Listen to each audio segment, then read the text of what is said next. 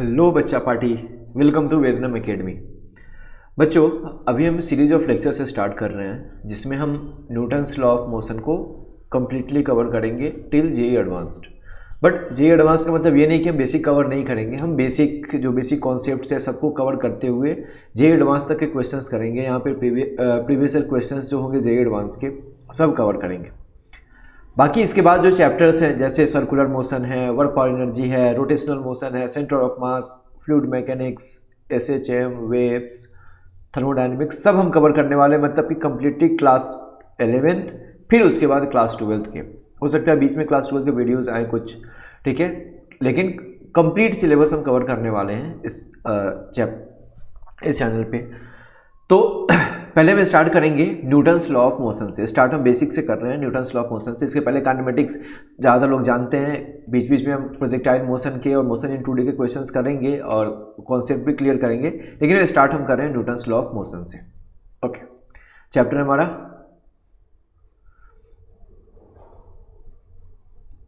Newton's laws of motion.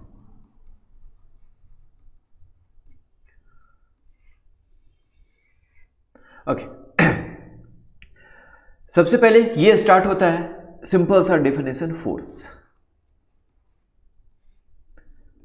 Force क्या है, class हम 9th में पढ़ चुके हैं। फोर्स इज अ पुश और पुल, ठीक है। किसी भी ऑब्जेक्ट पे कोई हम पुश करते हैं या फिर पुल करते हैं तो ये ए पुश और पुल ऑन एन ऑब्जेक्ट, ठीक है। किसी भी पुश और पुल को बोलेंगे फोर्स। ये जनरल हमारा मेथड है, ये डेफिनेशन है इसका।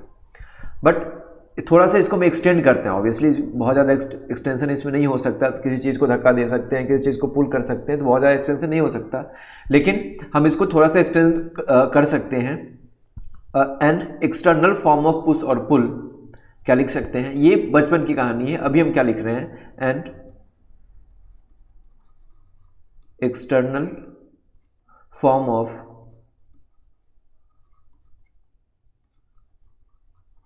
पुश और पुल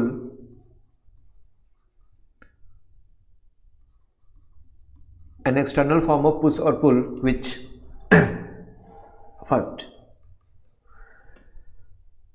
brings या फिर बोल सकते हैं produces or tries to produce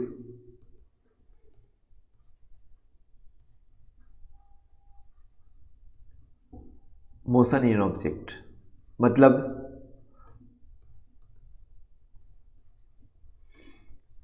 कोई अगर एक ऑब्जेक्ट है तो यहाँ पे फोर्स एक्ट हो रहा है, तो ये नेसेसरी नहीं है कि मोशन में ला ही देगा, या ये कोशिश तो कर सकता है यहाँ पे, और मोशन भी ये हो सकता है यहाँ पे एक्सेलरेशन प्रोड्यूस कर दे, या फिर सिर्फ यहाँ पे कोशिश करे कि हाँ ये मोशन में आ जाए, ठीक है। तो दोनों फोर्स है, क्या है, प्रोड्यूसर और tries to produce motion in object. जैसे एक ऑब्जेक्ट है, यहाँ पे हैंगिंग है, मास m है इसके पास, ठीक है, ये स्ट्रिंग से हैंगिंग है, तो इस पर तो फोर्स लगता है, नीचे ग्रेविटेशनल फोर्स लग रहा है और ऊपर स्ट्रिंग खींच रहा है अपनी तरफ एक फोर्स से। तो यहाँ पे मोशन नहीं हो रहा, लेकिन ये फोर्स कोशिश कर रहा है इसे नीचे लाने का, ये भी फोर्स कोशिश कर रहा है इसे ऊपर खींचने का, क्योंकि यहाँ पे एक्शन हुआ तो ग्रेविटी ने इसे नीचे खींचा तो ये ऊपर अपनी तरफ खींच रहा है। ये ऑब्वियसली एक्शन रिएक्शन पेयर नहीं है, Newton's third law of motion नहीं, आगे हम पढ़ेंगे सब कुछ, लेकिन ये यहाँ पे ट्राइज टू प्रोड्यूस, यहाँ पे कोशिश कर रहा है कि यहाँ पे चेंज आ जाए। या फिर अगर जैसे एक सरफेस पे ऑब्जेक्ट रखा हुआ है, यहाँ पे इस ऑब्जेक्ट के मोमेंट में ये एक्सेलेरेशन हो रहा है, यहाँ पे फोर्स एक्ट हो रहा है, तो एक्सेलेरेशन इक्वल्स टू क्या होता है, फोर्स अपॉन मास। तो ये प्रोड्यूस कर सकता है मोशन, या फिर कोशिश कर सकता है प्रोड्यूस करने का, दोनों केस हो सकता है इसमें मोशन के फोर्स के डेफिनेशन में। ओके, सेकेंड क्या हो सकता है, स्टॉप्स और ट्राइज टू स्टॉप्स, ये ट्राइज नहीं होगा, tries to stop motion of object.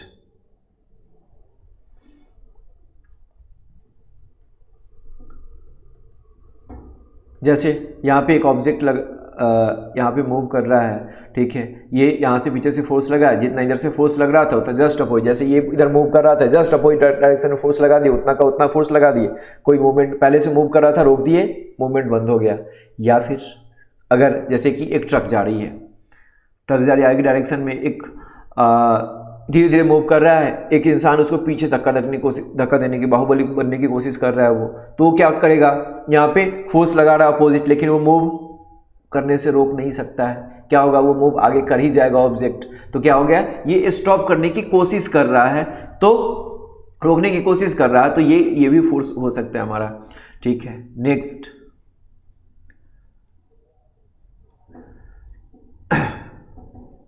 क्या कर सकता है ये चेंजेस डायरेक्शन और ट्राइज टू चेंज डायरेक्शन। क्या है, ऑब्जेक्ट मूव कर रहा है यहाँ पे, या तो ये मोशन को चेंज कर सकता है या फिर वो कोशिश कर सकता है कि हाँ इसका मोशन चेंज हो जाए, मोशन चेंज ना भी नहीं भी होगा और हो भी सकता है। तो क्या हो गया, which changes motion, changes direction of motion,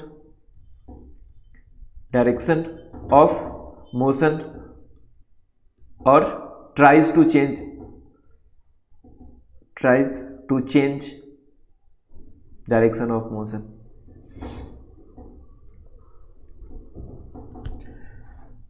try to change direction of motion, ये हो सकता है। और फोर्थ क्या हो सकता है, changes shape of object, changes shape of object, ये भी कर सकता है, ये ऑब्जेक्ट का शेप चेंज कर देगा ये। तो इतनी सारी चीजें कर सकता है फोर्स। बेसिक यही है, पुश और पुल ही है, लेकिन ये पुश और पुल का इफेक्ट क्या है, ये किसी ऑब्जेक्ट को मोशन में ला सकता है, जो कि इस पूरे चैप्टर में, न्यूटन्स लॉ ऑफ मोशन पूरे चैप्टर में हम लोग पढ़ने वाले हैं। या तो ये मोशन में ला सकता है, या उसे रोक सकता है, या फिर उसे डायरेक्शन में जैसे सर्कुलर मोशन आएगा, या फिर यहाँ पे बहुत सारे पुली वाले क्वेश्चन आएंगे, यहाँ पे आगे बहुत सारे क्वेश्चंस आते हैं इस पे, ठीक है। ऑब्जेक्ट मूव कर रहा है, ऑब्जेक्ट यहाँ पे मूव कर रहा है, wait,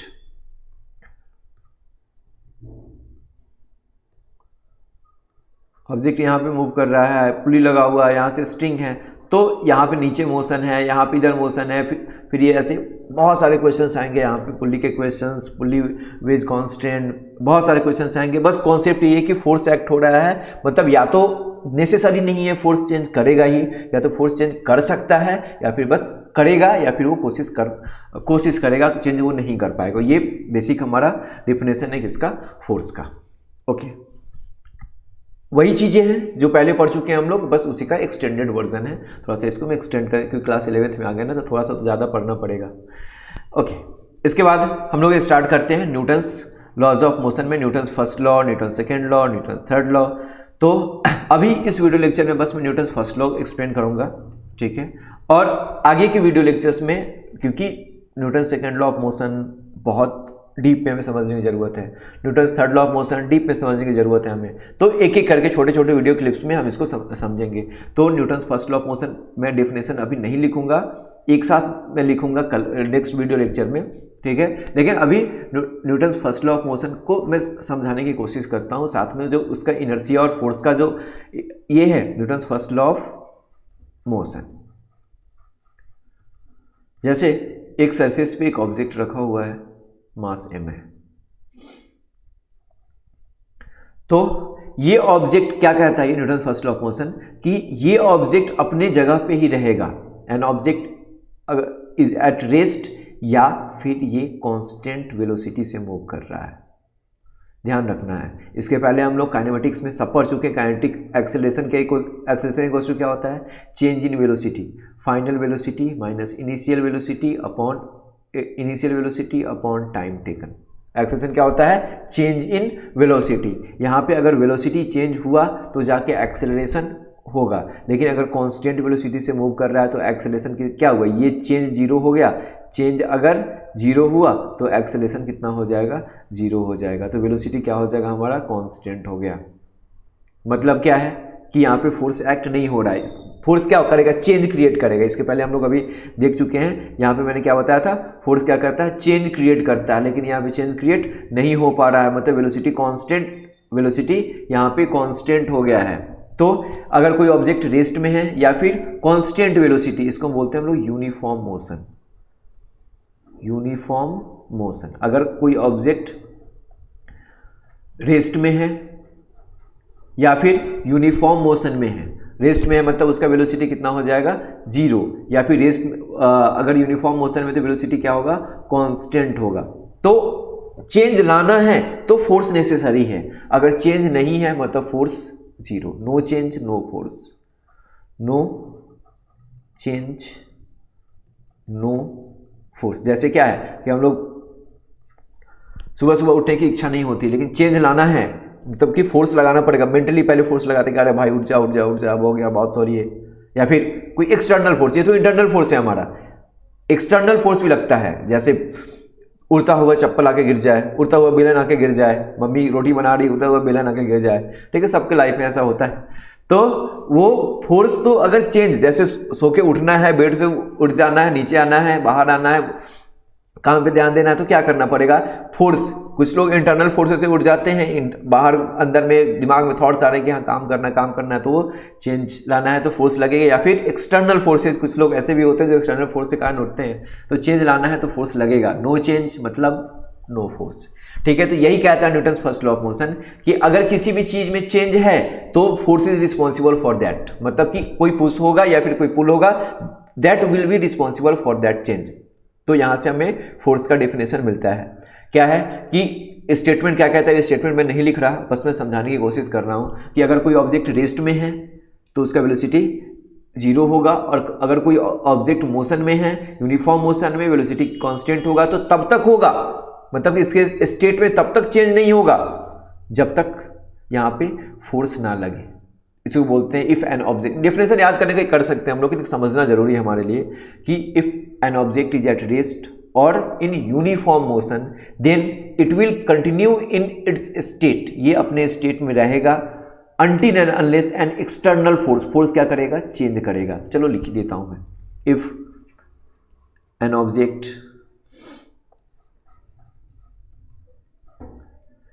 object is at rest or in uniform motion, then it will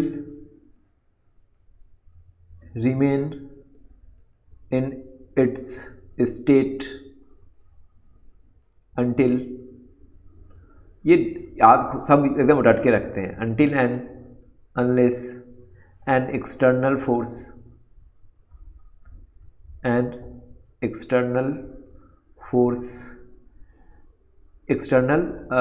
net force लिख लेते हैं। नेट फोर्स का मतलब आगे हम समझेंगे, एक्ट्स ऑन इट। सिंपल सा समझ जाओ ना कि कोई ऐसा फोर्स जो चेंज कर सकता है, ठीक है, वो रिस्पॉन्सिबल होगा इसके चेंज के लिए, नहीं तो अपने रेस्ट में रहेगा या फिर यूनिफॉर्म मोशन में आएगा, यूनिफॉर्म मोशन में रहेगा। तो यही से मतलब कि फर्स्ट लॉ का 2 रिजल्ट है, एक तो फोर्स हमें समझ में आता है और दूसरा होता है इनर्शिया। इनर्शिया हम लोग मतलब क्या है, इनर्शिया क्या है, ये इस ऑब्जेक्ट के अंदर प्रैक्टिकली समझो जरा, क्या है, इस ऑब्जेक्ट के अंदर टेंडेंसी है खुद को चेंज ना करने की, अपने आप ही चेंज नहीं कर सकता है, तो इस ऑब्जेक्ट के अंदर टेंडेंसी है खुद को चेंज ना करने की। इस ऑब्जेक्ट के अंदर भी टेंडेंसी है खुद को चेंज ना करने की, चाहे वो कांस्टेंट वेलोसिटी से मूव कर रहा है या फिर वो उसका वेलोसिटी 0 है, मतलब रेस्ट में है, दोनों स्टेट में उसके अंदर टेंडेंसी है खुद को चेंज ना करने की। तो दैट टेंडेंसी मतलब क्या है कि जब हम सो रहे होते हैं, सुबह सुबह उठने की इच्छा नहीं होती है, that tendency is called inertia. वो मेरे बॉडी की इनर्शिया है, हर एक बॉडी की इनर्शिया है।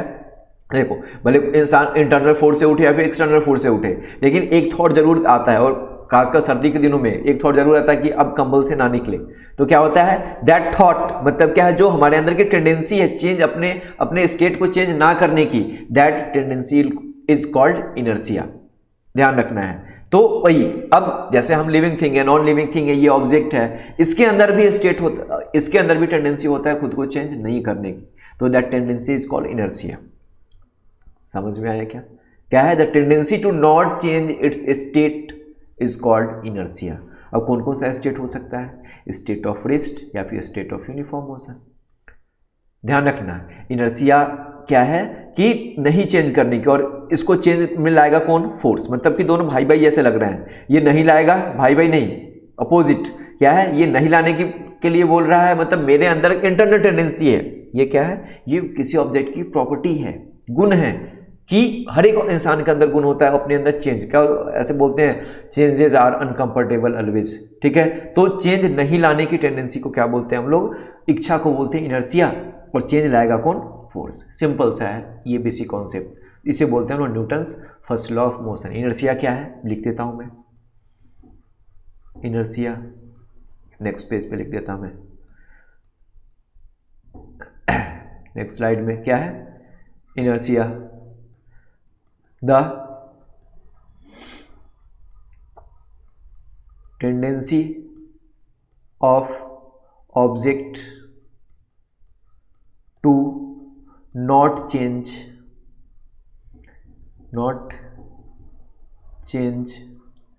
its state of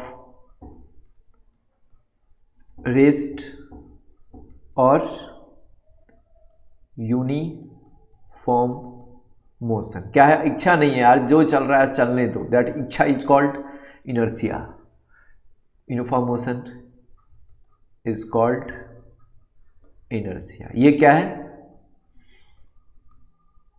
इनर्सी, ये टेंडेंसी को बोलते हैं इनर्शिया। अब देखो ये इनर्शिया किस पे डिपेंड करेगा, इच्छा डिपेंड। देखो जो इंसान मोटा होता है ना, वो क्या करता है, उसके अंदर टेंडेंसी कम होता है मूव करने का, क्योंकि मोटा इसलिए है कि मूव कम किया है वो, ठीक है, मतलब उसके अंदर इच्छा ज़्यादा है खुद को चेंज नहीं करने का। और जो इंसान पतला दुबला है उसके अंदर इच्छा कम है, मतलब जिसका मास ज़्यादा वो खुद को नहीं चेंज करने का टेंडेंसी ज़्यादा। देखो ना, जो एक ऑब्जेक्ट है 5 kg का और एक ऑब्जेक्ट है 15 kg का, तो 5 kg वाले ऑब्जेक्ट को मोशन में लाने के लिए हमें जितना फोर्स लगाना पड़ेगा, इससे ज़्यादा फोर्स लगाना पड़ेगा 15 kg वाले ऑब्जेक्ट को मोशन में लाने के लिए।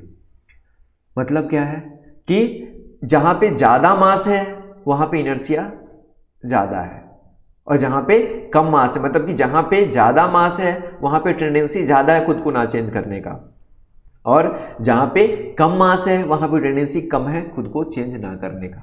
तो अभी मेजरमेंट नहीं करना है, ये प्रॉपर्टी है, किसी ऑब्जेक्ट का गुण है। लेकिन अगर हम मेजर करने के लिए सोचे तो the object which has more mass which has that has more inertia, मतलब बोल सकते हैं हम लोग कि inertia is mass of object is measure of inertia. तो मेजरमेंट की बात नहीं है अभी, ये तो प्रॉपर्टी ऑब्जेक्ट की, मेजर ऑफ इनर्शिया।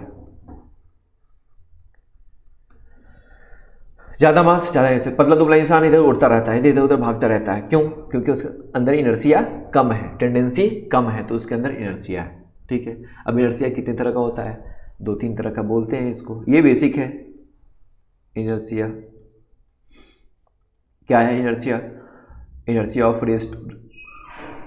रेस्ट में है, चलो भाई रेस्ट में रहने दो, मत उठाओ मुझे, इनर्शिया ऑफ रेस्ट, इसको बोलेंगे इनर्शिया ऑफ रेस्ट। दूसरा क्या है, इनर्शिया ऑफ मोशन, भाई चल रहा है चलने दो, रोको मत। जैसे फैन है, फैन घूमता है, स्विच ऑफ करने के बाद घूमता रहता है, तो कौन सा इनर्शिया उसके अंदर, इनर्शिया ऑफ यूनिफॉर्म मोशन, तो या फिर मोशन बोल देते हैं। और फिर क्या है, inertia of direction, inertia of direction, एक डायरेक्शन में जा रहे हैं तो डायरेक्शन चेंज नहीं, देखो every change is uncomfortable, changes लाने की कोशिश नहीं करते हम, और लाता कौन है फिर, फोर्स, मतलब कि कोई ना कोई फोर्स डालना पड़ता है तभी जाके ये चेंज आएगा। तो बेसिक चीज़ें ये हम पहले पढ़ चुके हैं, inertia of rest, inertia of motion, inertia of direction, बस में गिरने का एग्जाम्पल बहुत सारा पढ़ चुके हैं हम। तो ये सब चीज़ें बेसिक हैं। बेसिक क्या था, Newton's first law of motion, उसका यूज़ क्या है, फोर्स हमें समझ में आता है और इनर्शिया समझ में आता है। नेक्स्ट वीडियो लेक्चर से हम लोग पढ़ने वाले हैं Newton second law of motion, वहाँ से क्वेश्चंस की भरमार होगी, खूब सारे क्वेश्चंस होंगे। प्रैक्टिकली समझना है इस चैप्टर को, दिमाग से एकदम समझना है, याद करने की ज़रूरत नहीं है। मिलते हैं हम लोग नेक्स्ट वीडियो लेक्चर, अभी के लिए थैंक यू सो मच।